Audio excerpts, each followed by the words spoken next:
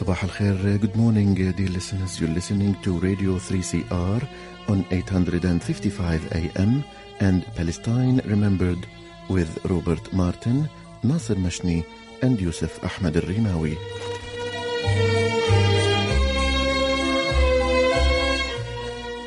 Palestine Remembered is Australia's only English language radio program that is totally dedicated to Palestine. We'd like to welcome those listening on 855 and those that will join us on podcast at 3cr.org.au.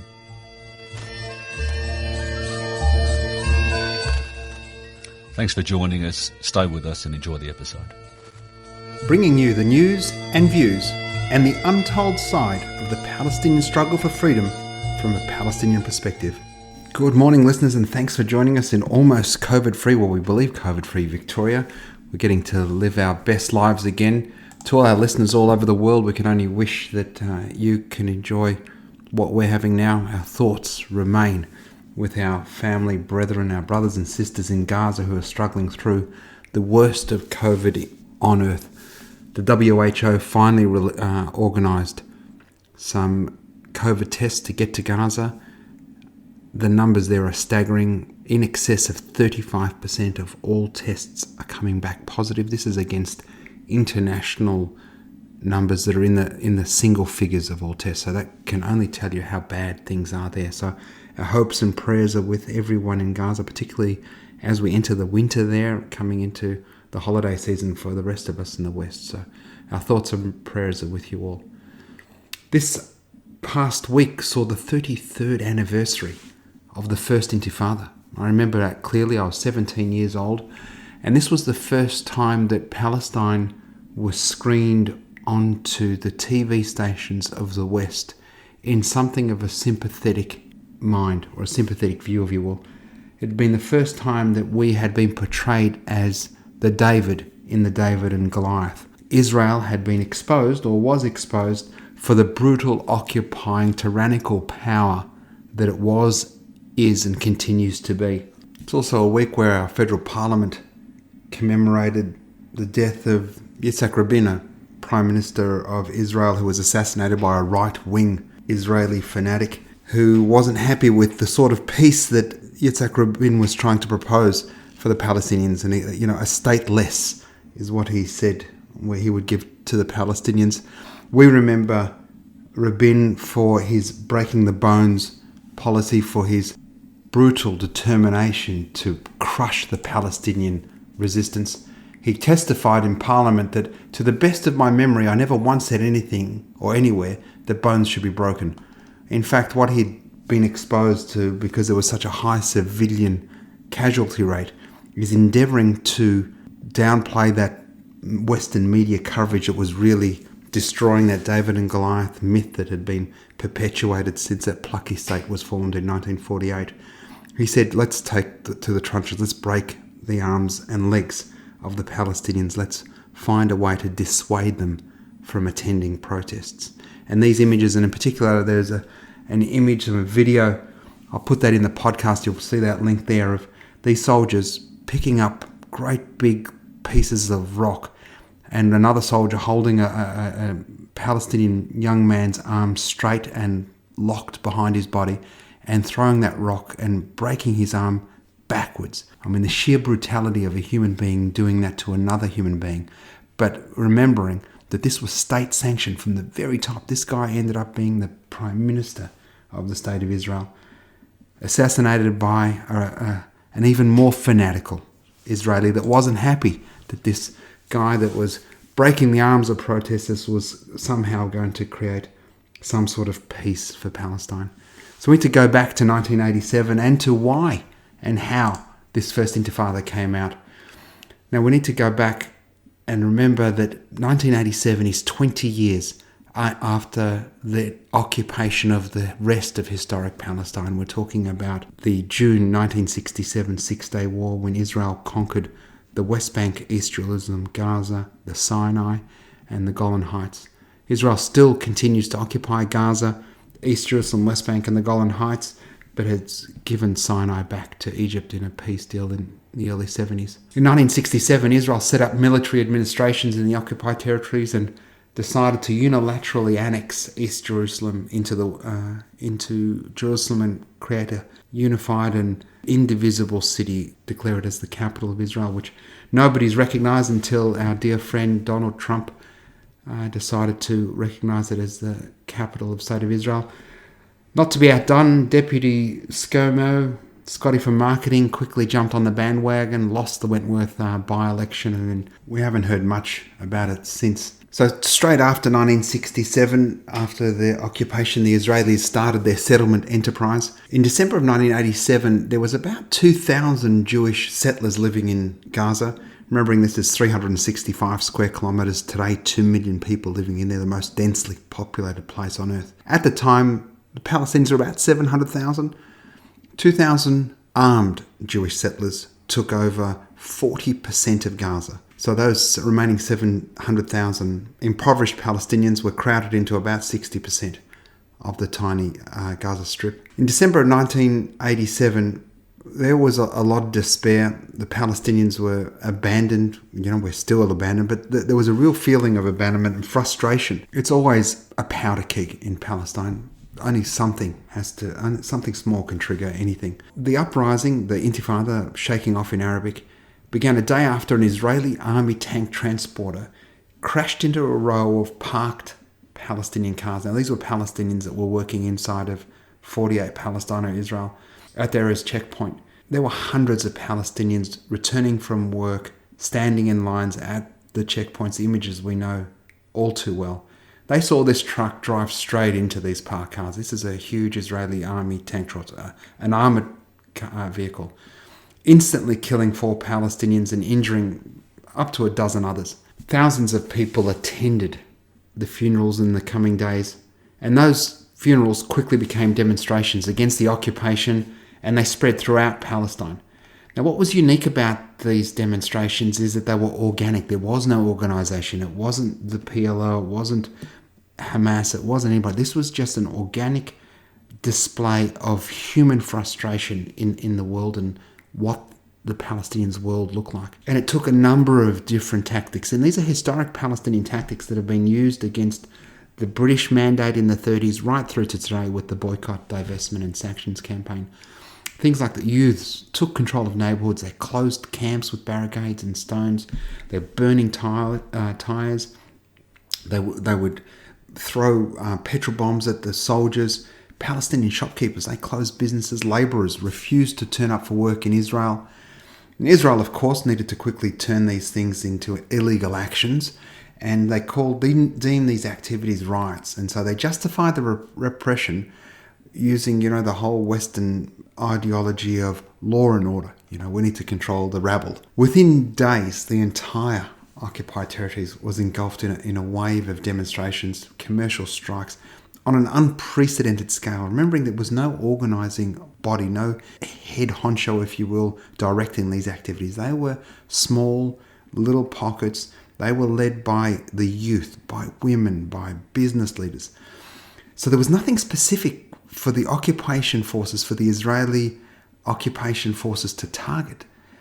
There was nobody they could take out, and this really threw them. They weren't used to dealing with this sort of stuff. They could deal with an armed infiltration. They could, have a turkey shoot in Lebanon or Jordan. But, even the police in the West, one of the great fears is they know how to deal with a 10,000 person demonstration, but they don't know how to deal with 10 1,000 people demonstrations in 10 different areas. And this was a real challenge to the occupation forces. And what was really, really smart about what the Palestinians did at that time was none of the dozen or so Israeli settlements were attacked.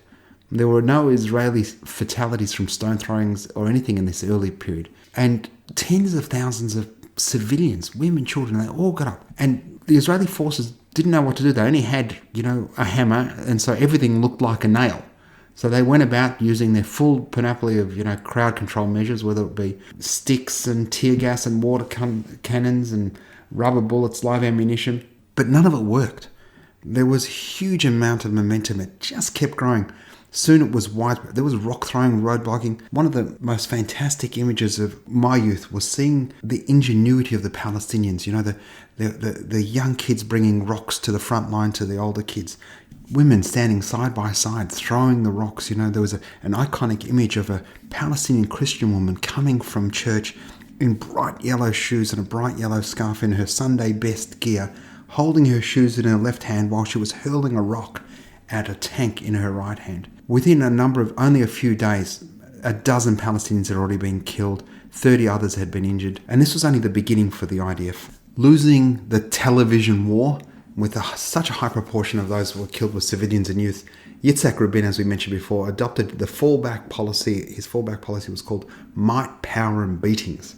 And so the Israeli forces used mass Palestinian arrests. They engaged in collective punishment. They shut down all the Palestinian universities in the West Bank, some of them for years.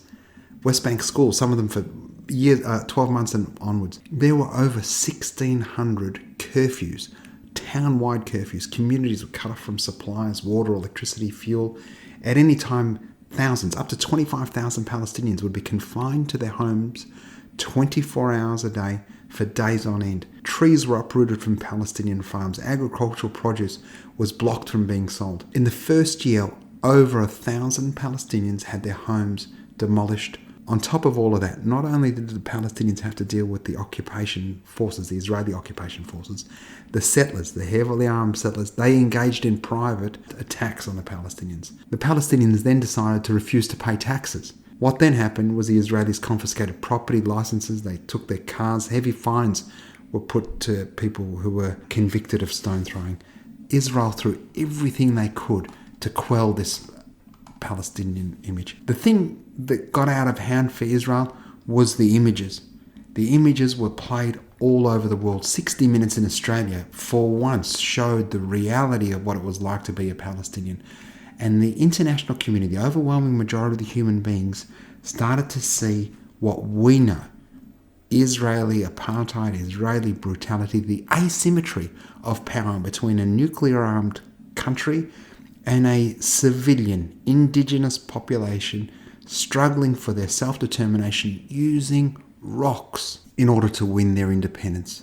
I don't think Israel's ever really recovered from that first shattering of the glass ceiling. The fact that the David-Goliath asymmetry had been flipped is something they never got over. To give you an order of the barbarity of this first Intifada, the Swedish branch of Save the Children estimated that something like 30,000 children, these are boys and girls under 16, 30,000 children required medical treatment for their beatings in the first 2 years of the Intifada. 1/3, 10,000 of those, were under the age of 10. Not sure what's going through a military officer's head, even if he or she is a conscript, when they're beating a 9-year-old or an 8-year-old. One of the tragedies of the first Intifada was the assassination of Khalil Wazir Abu Jahad. April 16, 1988, he was the PLO's number 2 man, Abu Jahad, a dear friend of my late father's. He was assassinated in his home in Tunis at 1:30 in the morning. He was only 52 years of age. He was working on a memo to the leaders of the Intifada. Had barely a chance to shoot one shot from his pistol when the assassination squad burst into his office. In front of his wife and his young son, he was shot at close range 70 times. There were 70 bullets in his body. The assassination was led by Ehud Barak, who would later become a future Prime Minister of the State of Israel. Abu Jahad was buried in Yarmouk in Damascus, and we've spoken about Yarmouk, that famous Palestinian refugee camp in Syria that was desecrated by Assad and his forces and by the Al-Qaeda forces. In July of 1988, Jordan's King Hussein, he renounced all administrative responsibility for the West Bank, therefore strengthening the Palestinians' claim and influence there. On November 15 of 1988, the PLO voted to proclaim the establishment of an independent state. During that time, the Intifada still continued to do. Over 300 Palestinians had been killed and something like 20,000 had been murdered, and so many more had been arrested. Israel deployed close to 100,000 soldiers to quell this civil disturbance. By the end of the Intifada in 1993, close to 2,000 Palestinians and about 180 Israelis had been killed and 120,000 Palestinians had been arrested. The hugely disproportionate violence provoked, as I said previously, such huge, widespread international condemnation and elicited a couple of UN resolutions, which of course Israel ignored. The Intifada empowered and was recognised as an occasion where Palestinians acted together cohesively and independently of their leadership, inverted commas. And without the assistance of any of the brother Arab states at that time, the UAE hadn't yet normalised, nor Bahrain. This was a time when the Palestinians took responsibility and action themselves on the ground. It broke the image that Jerusalem was some sort of magical, unified city. What it also did was give President Arafat and his followers the confidence that they could moderate their political program and force an agenda or an opportunity for negotiation that, filled many of us with such great hope.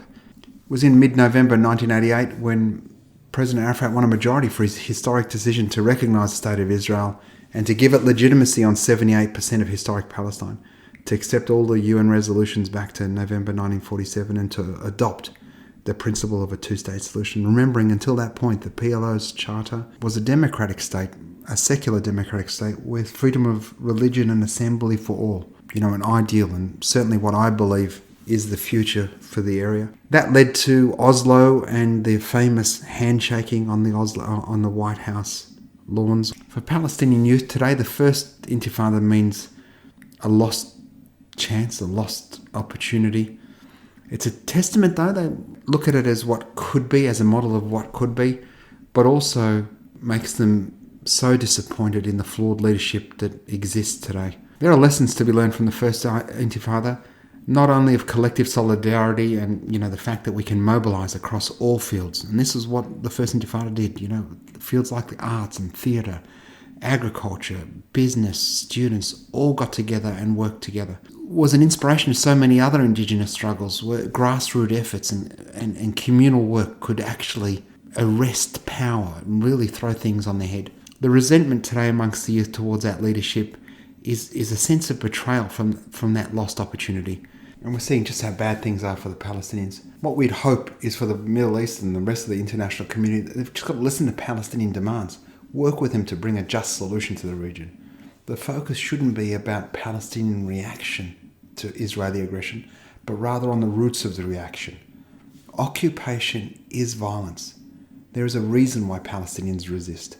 What we need to do is support the Palestinians and help them find a way to reach equality and for the implementation of all of international law and humanitarian rights law, the full implementation of the right of return for all the refugees to go home to their ancestral homes, to the houses they have the keys for reparations, and together we can build a Palestine-Israel that is a beautiful vision of a decolonized country where the hopes and dreams of all, regardless of religion, regardless of belief system, can live together in peace and prosperity and brotherhood and sisterhood. We can only dream of that day. I recently got sent an email by a dear listener, Adnan, who asked me if I'd heard of a Tunisian singer called Amal al-Marthouthi. Now, she's a very famous Tunisian singer. She's sung at the Nobel Peace Prize ceremony in 2015. She's an amazing woman. Listen to this song. It's called Nací en Palestina. It's Spanish for I was born in Palestine. So she sings it in Spanish and in Arabic.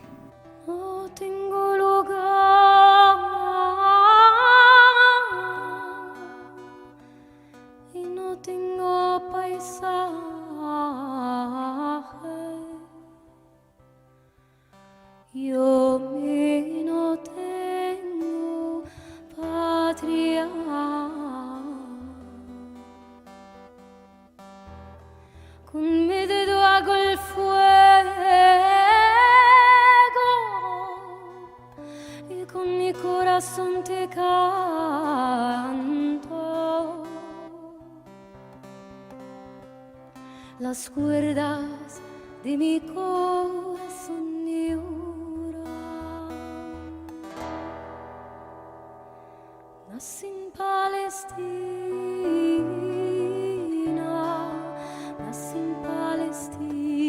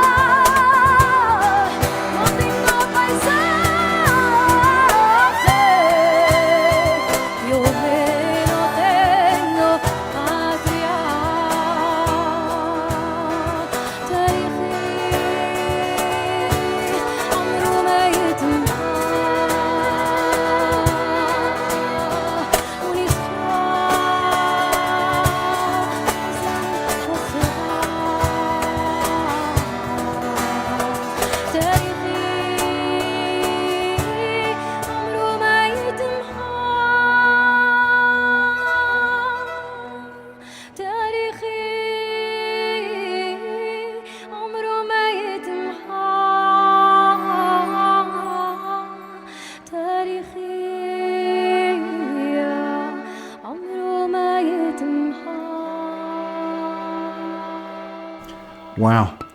I'll put a link to that in the podcast. If you want to hear more, you can follow that there.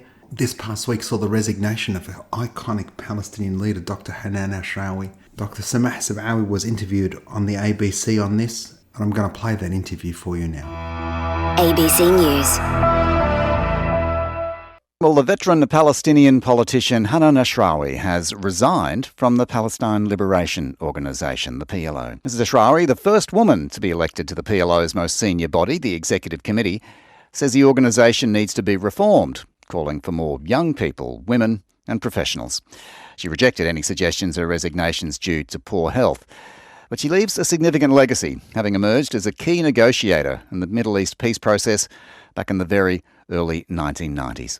Dr. Samah Sabawi is an Australian-Canadian playwright and author, originally from Palestine, now residing in Australia, and joins us now. Dr. Sabawi, thanks for your time today. Such a prominent figure, Hanan Ashrawi. Where would you start when trying to sum up her legacy? Oh my God, indeed, where do we start? I think, look, for me personally and for generations of Palestinian girls who grew up with her voice, her eloquence on television speaking about the Palestinian issues and the Palestinian rights, she was an empowering figure. She was an inspiring figure. The fact that she was one of the very few women and very few Christians to hold a senior post in the Palestinian leadership, to me, that was something that was kind of reflecting who we want to be as a people, as Palestinians, what kind of a nation we want to have. And she set the tone on the discourse about Palestinian rights in the West. Within the Western mainstream, she focused on the rights of the Palestinian people beyond the political desperation and disparities and discourse that was going on. So she was able to uphold human rights above everything in her speaking and in her actions.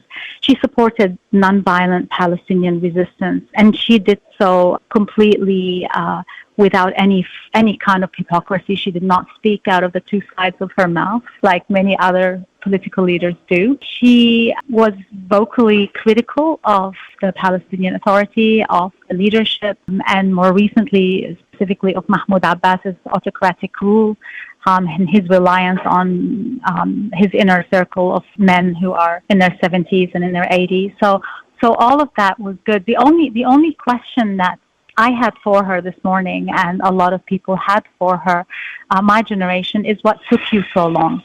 She did wait it out for a very long time within a very corrupt leadership, and within a very impossible box to break out of. The Oslo box should have been rejected by her years ago. And, so it really is a matter of what took you so long, but we're so happy that you're doing it now. All right, and how optimistic are you then that her parting words that the organisation does need to be reformed and needs more young people, more women and professionals? What hope is there that might occur, given the picture you've painted? Well, we have to have hope that this might occur. Otherwise, we don't have a hope in the world of getting our rights and our liberation, something that every child in Palestine, security, every child in Palestine deserves. So I have hope, and it's not just her. She's a leading example of a very high-profile figure who made that statement, but there is a lot of movement at the grassroots level now of Palestinians who are totally fed up with the status quo and with the PA specifically, and with security coordination with Israel. They understand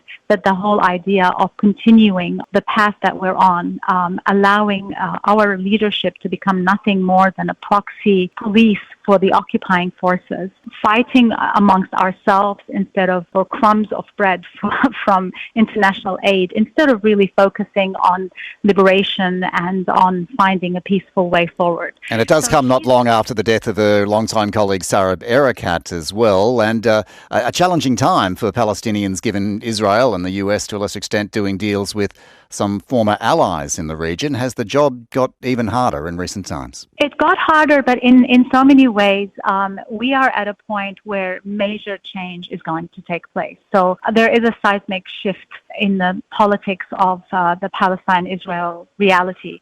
We know that a two-state solution, they can talk about it for the next 100 years, but we know, and we knew yesterday, and we knew 10 years ago, and we actually knew 20 years ago that this was not really an option that was going to work out. And so, these big events that are happening around us now, they're kind of triggering these major shifts in thinking that we need to adopt.